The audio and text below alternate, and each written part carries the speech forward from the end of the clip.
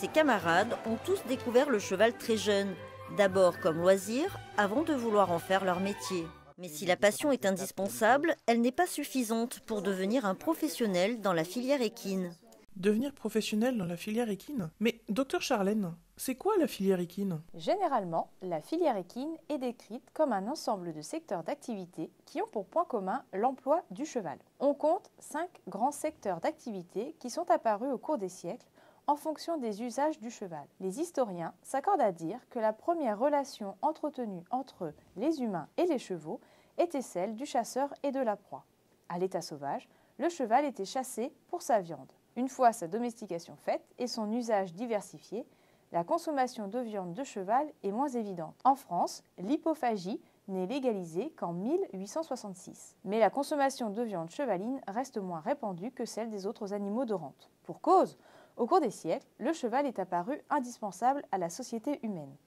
Il a en effet contribué aux travaux agricoles, au transport et à la sécurité. L'ensemble de ces usages sont aujourd'hui regroupés dans un secteur dit cheval utilitaire. Mais le cheval ne fait pas qu'aider les hommes dans leur quotidien, il participe aussi à leur divertissement. Importé d'Angleterre dès le milieu du XVIIIe siècle, les courses de chevaux au galop se développeront en France sous le règne de Louis XVI. La famille royale et sa cour y voient un raffinement digne de la haute société. Plus tard, en 1836, les courses de trot feront leur apparition en s'inscrivant dans la continuité d'une tradition paysanne de courses de bidets lors des fêtes populaires. Tantôt associés, tantôt dissociés, les secteurs des sports et des loisirs se construisent autour de disciplines communes mais pratiquées à des niveaux différents. La pratique de l'équitation compte aujourd'hui 36 disciplines. Mais les disciplines olympiques, c'est-à-dire le saut d'obstacle, le dressage et le concours complet, restent les plus pratiquées.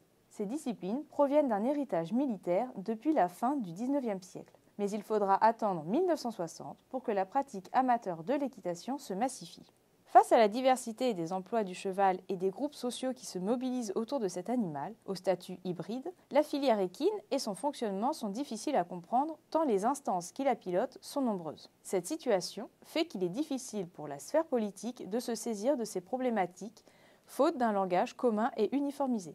Les scientifiques aussi dégagent certaines critiques face à l'emploi de la notion de filière quand il est question de parler des mondes du cheval. Mais finalement, c'est quoi une filière ? Le terme est apparu en 1790 pour désigner une succession de lieux, d'états, de degrés à franchir avant d'arriver à un résultat. Cette définition initiale évoluera au fil des décennies pour asseoir l'idée qu'une filière représente une suite d'opérations transformant une matière première en un produit fini. En effet, vu comme cela, la filière équine, telle que nous la présentons, ne ressemble en rien à une filière. Néanmoins, il reste possible de l'envisager, à condition de revoir notre définition. Vu sous le prisme d'une succession d'étapes de transformation du cheval en un travailleur, en un athlète, un compagnon de loisir ou en une denrée alimentaire, il nous faut retracer les étapes de vie du cheval. Tout commence à la naissance. La gestation dure 11 mois chez la jument. La majorité des naissances a lieu au printemps. Les foals restent auprès de leur mère jusqu'à l'âge minimal de 6 mois.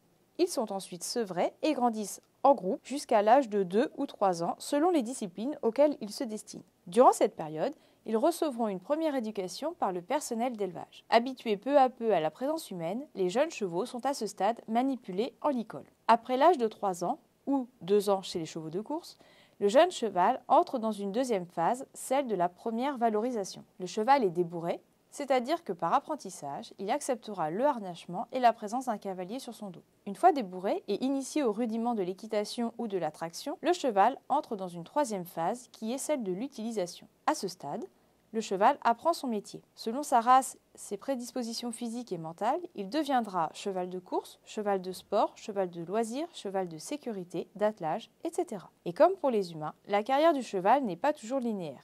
Il peut être amené à changer de métier en fonction de ses performances et de son évolution physique et morale. Comme tout travailleur, la vieillesse oblige à penser la fin de carrière. Celle-ci peut être synonyme de mise à la reproduction, de retraite ou de réforme vers la boucherie. De la même manière, le secteur de la viande respecte lui aussi ces 4 étapes avec l'élevage de poulains de race lourde, l'engraissement, l'abattage et la transformation. Plutôt que d'imaginer un agglomérat de secteurs d'activité, la filière équine peut se définir comme une suite d'étapes liées au cycle de vie biologique de l'animal qui respecte ses temps d'apprentissage et de travail. Ces étapes successives considèrent dès lors son élevage, sa première valorisation, son utilisation et sa fin de vie. Ces étapes valent pour chacun des secteurs que sont les courses, le sport, le loisir, les services et la viande, dans lesquels des professionnels interviennent directement ou indirectement à la transformation de l'animal en un travailleur ou une denrée alimentaire. Les professionnels sont à l'origine de la transformation du cheval avec la particularité d'accepter que le cheval contribue et participe à sa propre transformation.